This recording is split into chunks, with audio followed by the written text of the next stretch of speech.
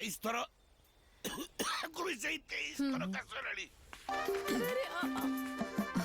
ମୁଁ ତମକୁ ମନା କରିଥିଲି ନା। ये कौन होची ନାଇଁ ମ୍ୟାଡାମ ଆକ୍ଚୁଆଲି ଏ ଯୋଉ ଆଖି ମାନେ ଡିପର ଦବଦବଟା ଗୋଟେ ରୋଗ ମ୍ୟାଡାମ। ଅଭଦ୍ର ଉମଳେ ଆଖି କଣ ମାରୁଛ?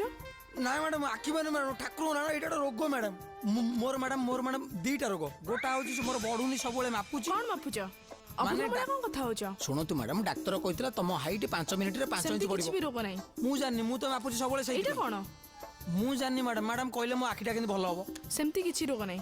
ମତେ ଟିକେ ଧଇଲେ ହେଇ ଭଲ ହେଇଗଲା ଚାଲେ ହେଇ ବେଶୀ ହେଲା ମ୍ୟାଡାମ ଆଉ ଟିକେ ପାଖକୁ ଆସନ୍ତୁ ଦିଅ ଦୌରନ୍ତୁ ଚାଲେ ନାଇଁ ପୁଣି ହେଲା ଆଉ ଟିକେ ପାଖକୁ ଆସନ୍ତୁ ଆହୁରି ମତେ ଧରି ପକାନ୍ତୁ ମ୍ୟାଡାମ ନହେଲେ ରୋଗ ଭଲ ହବନି ମ୍ୟାଡାମ ଧରନ୍ତୁ ଏଇ ବେଶୀ କଣ ଚାଲିଛି ସବୁ?